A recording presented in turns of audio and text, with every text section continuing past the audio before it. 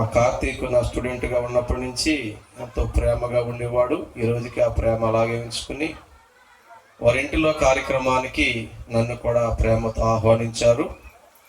అయినప్పటికీ స్థానిక దైవజనుల యొక్క అనుమతి సహకారం లేకపోతే వాడబడడం అనేది కష్టం. స్థానిక దైవజనుల నాన్నగారు కానీ అలాగే అన్నగారు కానీ కూడా మాకెంతో ప్రోత్సాహకరంగా ఈ అవకాశాన్ని ఇచ్చారు. నాన్నగారికి అలాగే అన్నగారికి వందనాలు. మరి మీ అందరికీ వందనాలు. ఆర్కెస్ట్రా బిడ్డలకు వందనాలు. అన్న చిన్న పాట పాడతాను. ఇది కృతజ్ఞత కూడిక కాబట్టి, పుట్టినరోజు కూడిక కాబట్టి చిన్న కృతజ్ఞత పాట పాడుకుందాం. గుండె నిండా వందనములు నీకే యేసయ్యా, మేలులతో కృతజ్ఞత నీకే యేసయ్యా. గుండె నిండా వందనములు నీకే యేసయ్యా, మేలులతో కృతజ్ఞత నీకే యేసయ్యా. గుండె నిండా వందనములు నీకే యేసయ్యా, మేలులతో కృతజ్ఞత నీకే యేసయ్యా. అయ్యా యేసయ్యా, అయ్యా యేసయ్యా, అయ్యా యేసయ్యా, అయ్యా యేసయ్యా. నిన్న వందనములు నీకే యేసయ్యా, మేలులతో కృతజ్ఞత నీకే యేసయ్యా. చప్పట్లు కొట్టొచ్చమ్మా, చప్పట్లు కొట్టమన్నారు కూడా.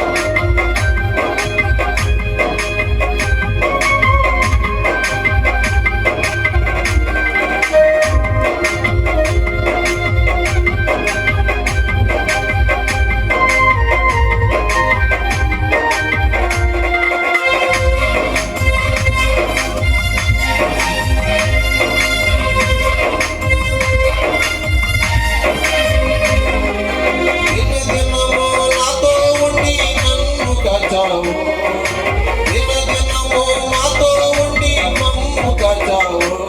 నీ రెక్కల క్రింద నన్ను దాచి ఉంచావు, నీ రెక్కల క్రింద మమ్ము దాచి ఉంచావు.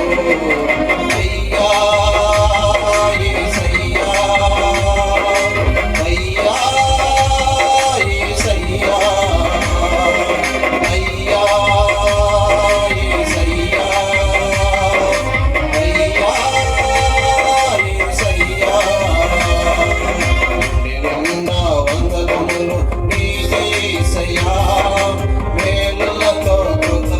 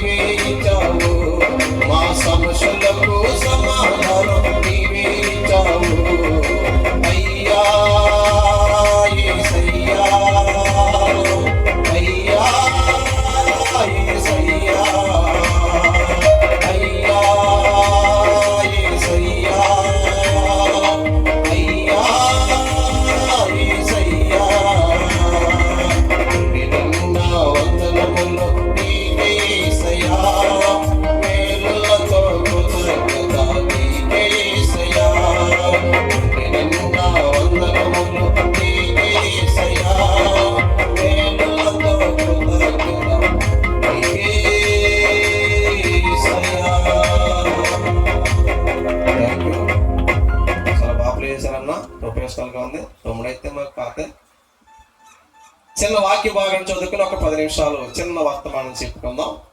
ద్వితీయోపదేశ కాండము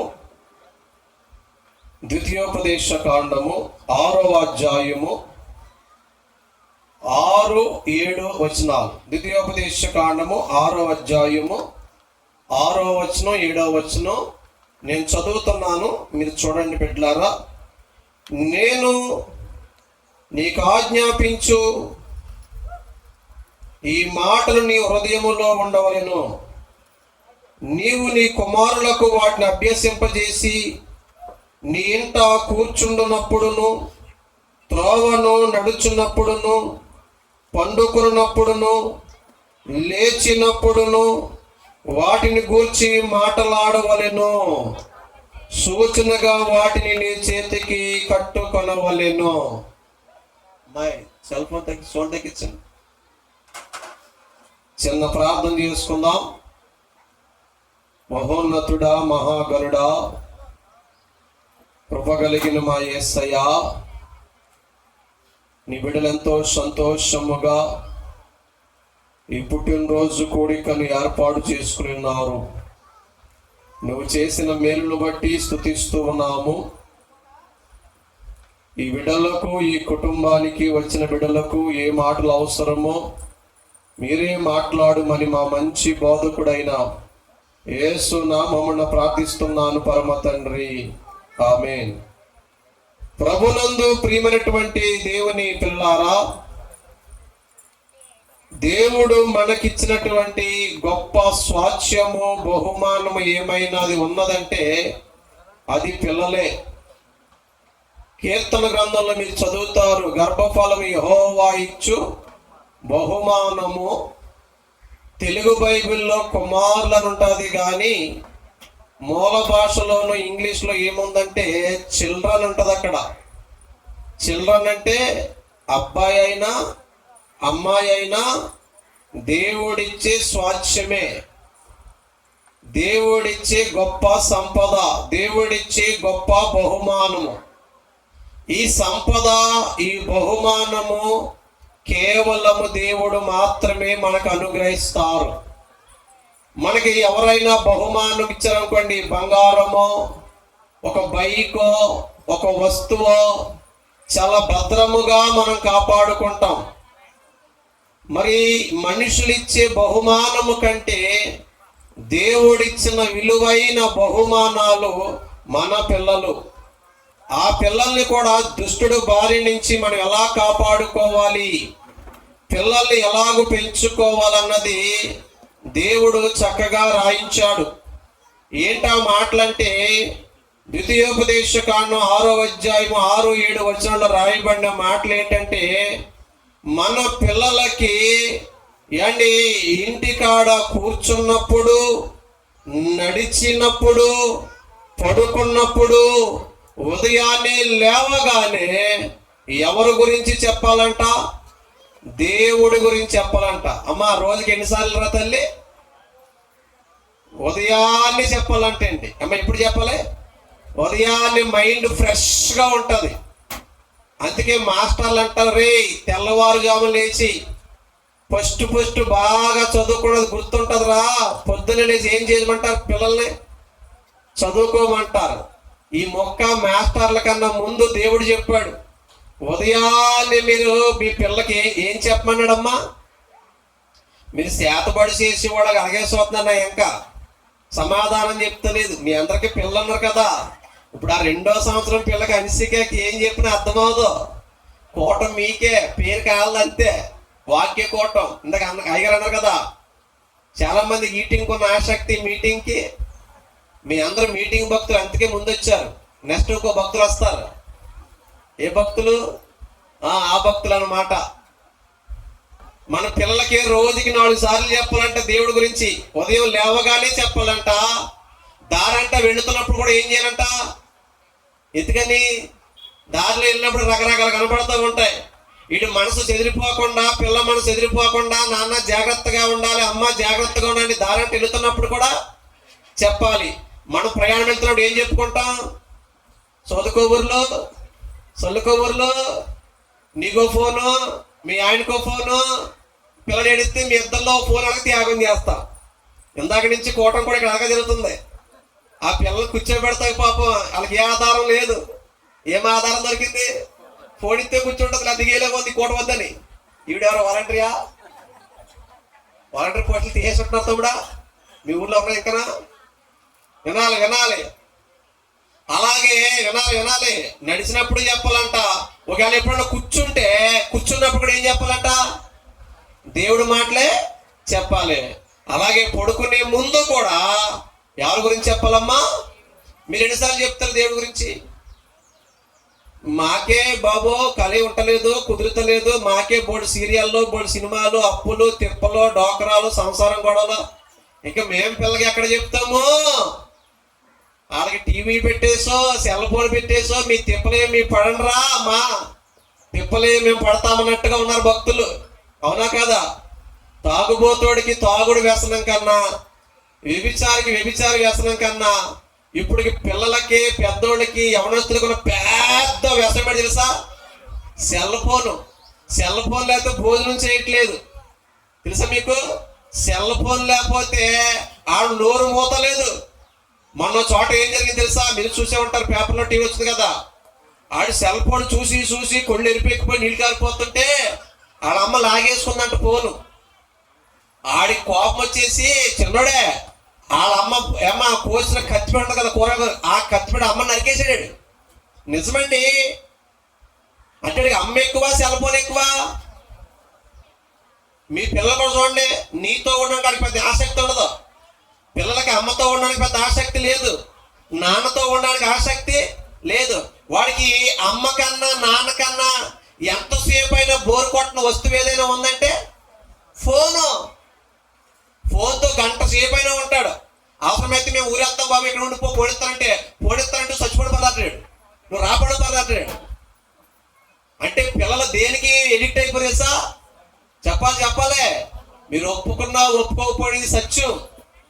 మొన్న ఒక స్కూల్లో, హై స్కూల్లో తమ్ముడా, ఆడు సెల్ ఫోన్ తెచ్చాడంట, బ్యాగ్లో పెట్టి చూసాడంటే. మాస్టర్ గారు సెల్ ఫోన్ తీసుకుని మర్యాదగా నా ఫోన్ నా జేబులో పెట్టకపోతే నువ్వు ఈరోజు మీ ఇంటికి చంపేస్తాడంట. కొట్టిన నెట్లో ఉన్నాయి న్యూస్లన్నీ. ఈరోజు పిల్లలకి ఇచ్చేస్తున్న జాగ్రత్త. అది వాడి నరాలు వీటి వచ్చేస్తుంది, బ్రెయిన్ ప్రాబ్లం వచ్చేస్తుంది. వాళ్ళు పడుకున్నా కానీ నిద్రలో కూడా ఇలాగే జరుగుతున్నారు. వాళ్ళు రేపు పొద్దున పిచ్చోళ్ళు అయిపోతారు. వాళ్ళ మైండ్లో పాఠాలు ఉండవు, మంచి మాటలు ఉండవు, దేవుని మాటలు ఉండవు. కాబట్టి ఒకే ఒక మాట చెప్తున్నాను, మన పిల్లల హృదయం నిండా దేవుని పాటలు, దేవుని మాటలుంటే రేపొద్దున్న నీకు సంతోషంగా, నీ ఇంటి వారికి సంతోషంగా నీ పిల్లలు ఉంటారు. ఈరోజు పిల్లలే కదా అని వదిలేస్తే రేపొద్దున్న నీ కొంప మునుగుతుంది. అప్పుడు నెత్తు నోరు కొట్టుకున్న ఉపయోగము ఉండదు. వారి బాల్య దినములు ఎందే వారి సృష్టికర్త ఎవరు?